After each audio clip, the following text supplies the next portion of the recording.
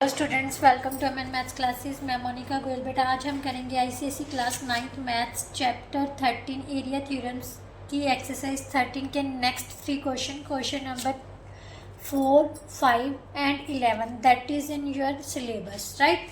तो चलिए बेटा स्टार्ट करते हैं। स्टार्ट करने से पहले अगर चैनल पर नए हो और अभी तक आपने मेरे चैनल को सब्सक्राइब नहीं किया तो प्लीज़ मेरे चैनल को सब्सक्राइब कर लीजिए और बेल आइकन को प्रेस करना मत भूलिए। और साथ ही साथ अगर कंटेंट अच्छा लगे तो प्लीज़ वीडियो को शेयर ज़रूर किया कीजिए अपने जूनियर्स के साथ भी और सीनियर्स के साथ भी, ठीक है।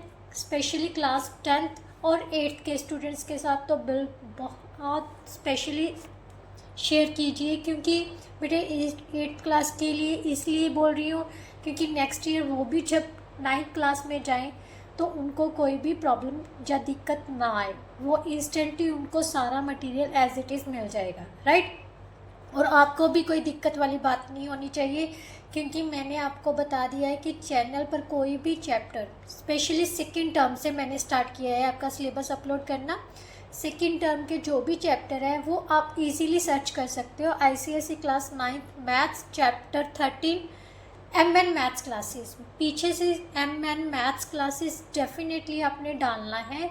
अगर एमएन मैथ्स क्लासेस डालोगे तो सारे जो भी मेरे चैप्टर्स पर 13 चैप्टर के वीडियोस अपलोडेड है वो आपको इंस्टेंटली सबसे पहले मेरी वीडियोस ही शो हो जाएंगी, राइट। आपको चैनल पर जाके चेक करने की ज़रूरत नहीं है। जस्ट यहाँ पर सर्च आइकन बना होता है ना यूट्यूब पर, वहाँ से सर्च करो, पीछे से एमएन मैथ्स क्लासेस लिख लो तो आपको मेरी वीडियोस शो हो जाएंगी, राइट।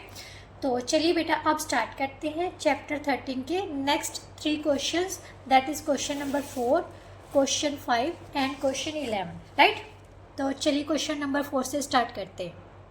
बेटा क्वेश्चन नंबर 4 में दिया क्या हुआ है, in the given figure A B C D is a quadrilateral, a line through D से कोई लाइन पैरेलल टू AC को सबसे पहले उसने ज्वाइन कर लिया। AC क्या है, ABCD का एक डायगोनल है, राइट, जो कि D पॉइंट से एक लाइन खींची है जो AC के पैरेलल है और BC को प्रोड्यूस करके कहाँ पर मिल रही है, P पॉइंट पर, राइट।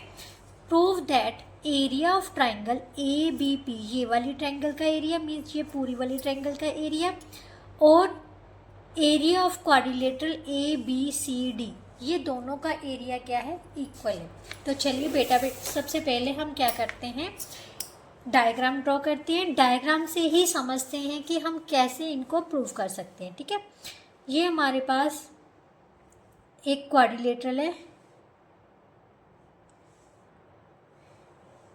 क्वाड्रिलेटरल ABC और D, राइट, ये क्वाड्रिलेटरल दे दी। अब इसको एक्सटेंड किया उसने, इसको एक्सटेंड किया, AC को मिला लिया और D से AC के पैरेलल एक लाइन खींच ली जो BC को किस पॉइंट पर मैच कर रही है, P पॉइंट पर, ये P पॉइंट है, राइट, P पॉइंट पर मैच कर रही है। अब A और P को उसने मिला लिया, राइट। तो सबसे पहले हमें क्या मतलब प्रूफ क्या करना है कि जो इस ट्राइंगल, कौन सी ट्राइंगल, ये ABP, ये पूरी वाली ट्राइंगल है, उसका जो एरिया इस क्वाड्रिलेटरल के एरिया के इक्वल है, राइट। अब हमें ध्यान से देखो, ट्राइंगल ACP, ये देखो ये दोनों क्या है, पैरेलल लाइंस है। AC is parallel to DP, right. Solution है, in given figure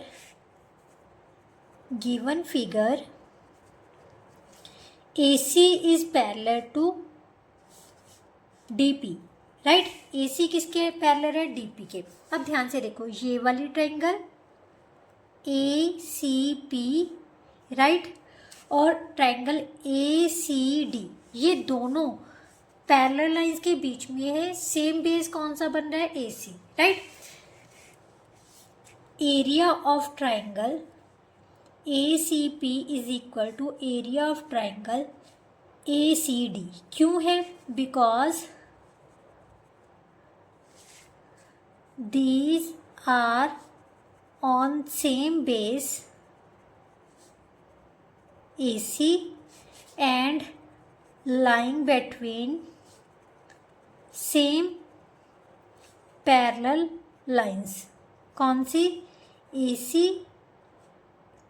and DP, right.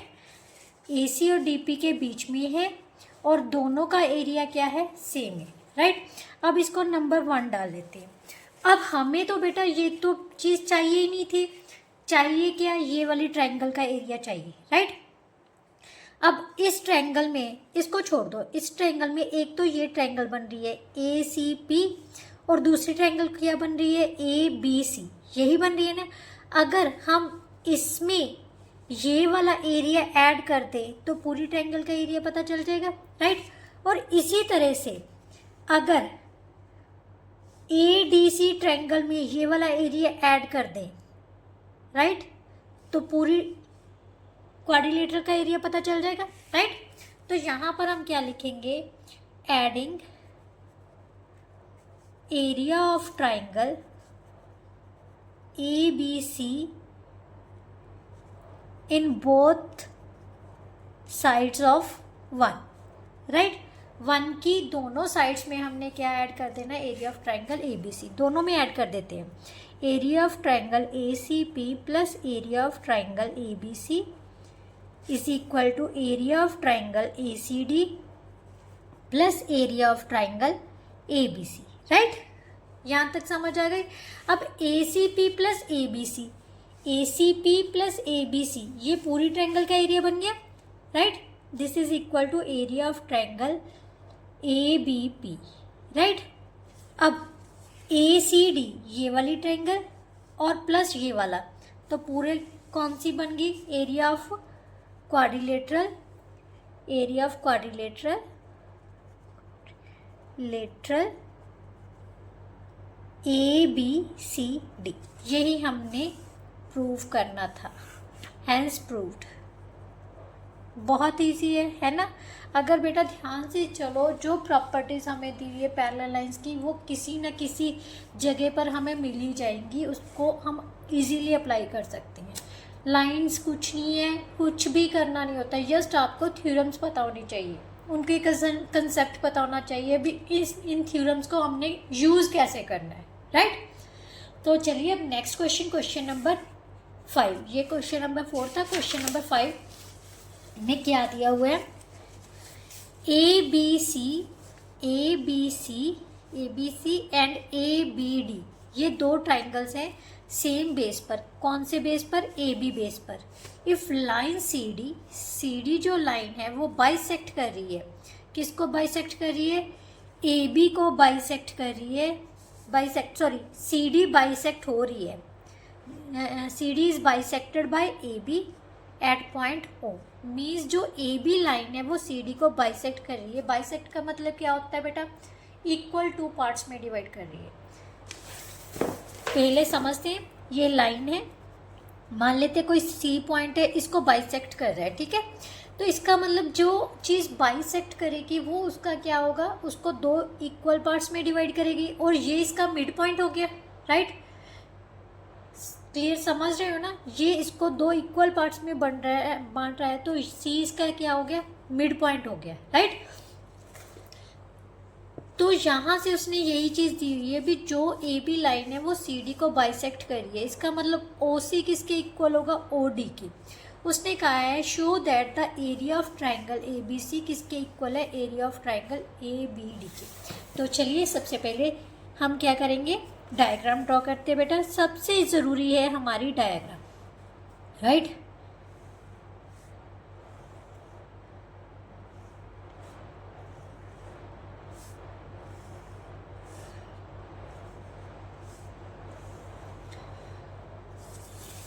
ये AB क्या कर रही है? CD को बाइसेक्ट कर रही है. किस पॉइंट पर? O पॉइंट पर, राइट. सबसे पहले यही लिखेंगे because AB bisects CD at point O, therefore OC is equal to OD and O is the midpoint of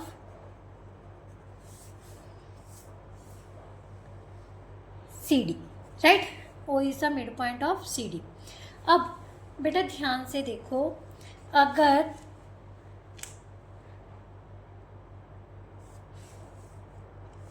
OA इसका क्या बन जाएगा? मीडियन बन जाएगा, राइट? अगर O मिड पॉइंट है तो OA ट्राइंगल ACD का क्या बन जाएगा? मीडियन बन जाएगा. अब लिखो in triangle ACD OA is the median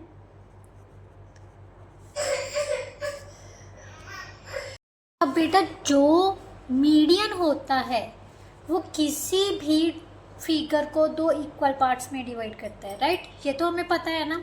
तो इसका मतलब ये जो ओ है ए है, ये इस ट्रायंगल को दो इक्वल पार्ट्स में, मीन्स दो ट्रायंगल्स जिनका दोनों का एरिया क्या होगा? सेम होगा, राइट? इक्वल पार्ट्स में डिवाइड कर रहा है.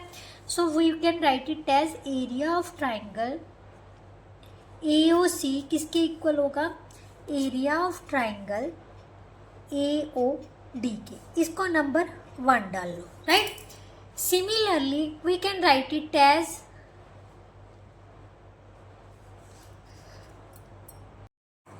OB is the median of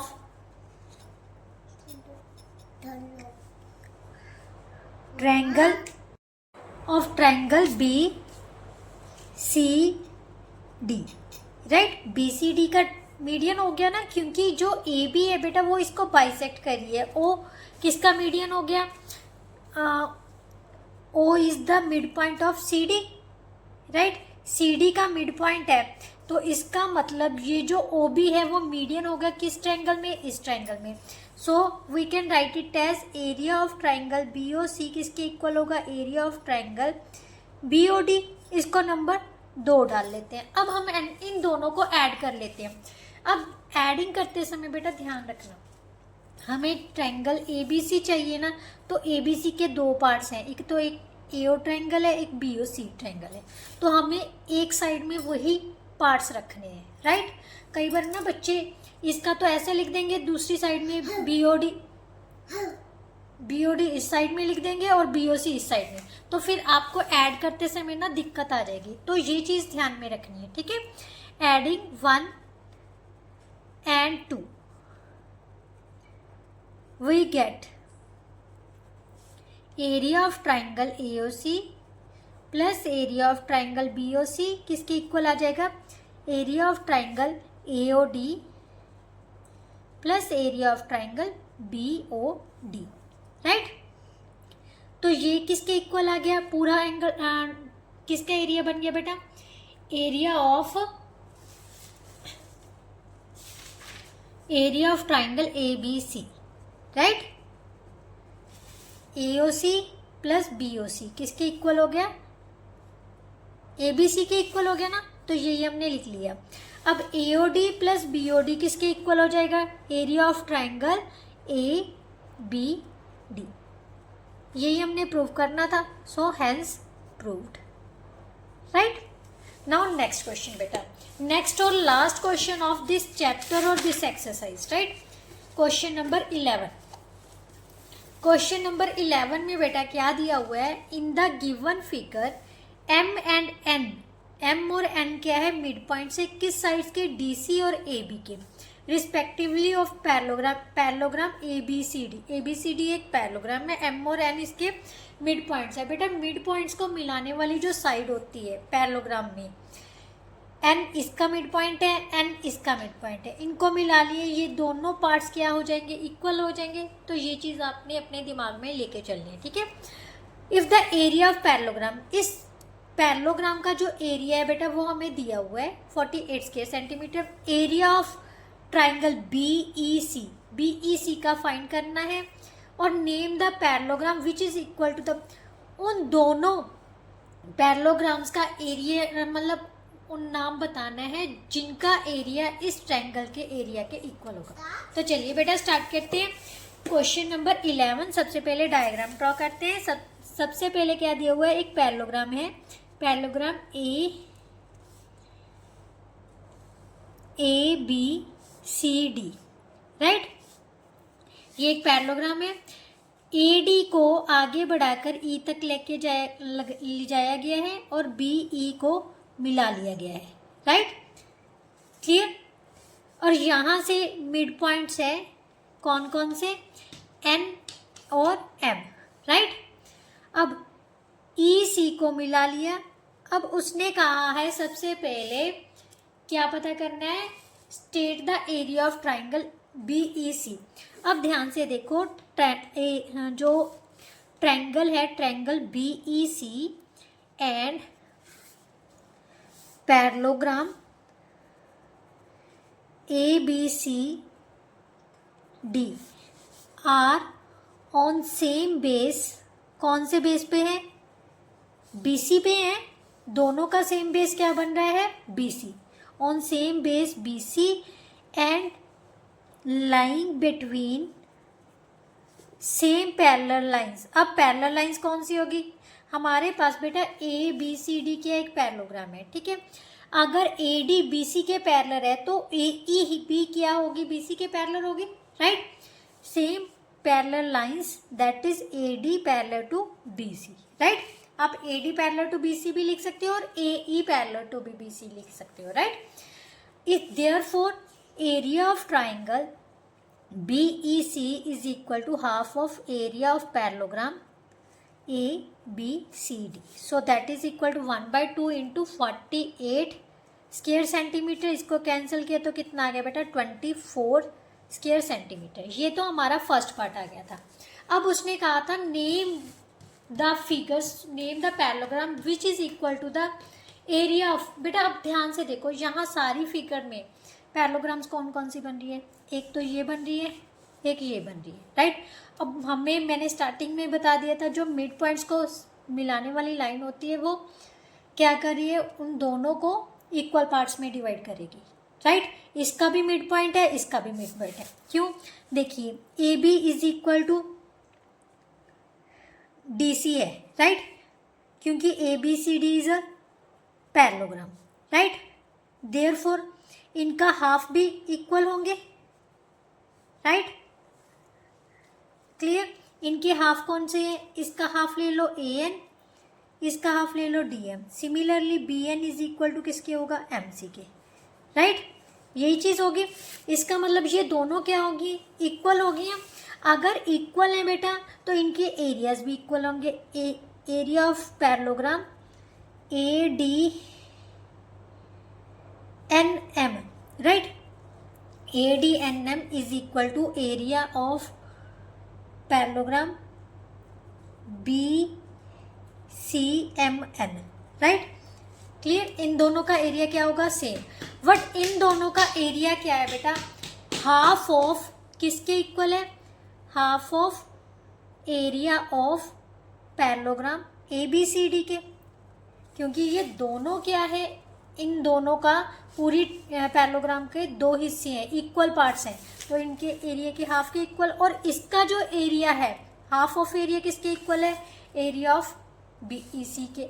so this one is equal to area of triangle B E C.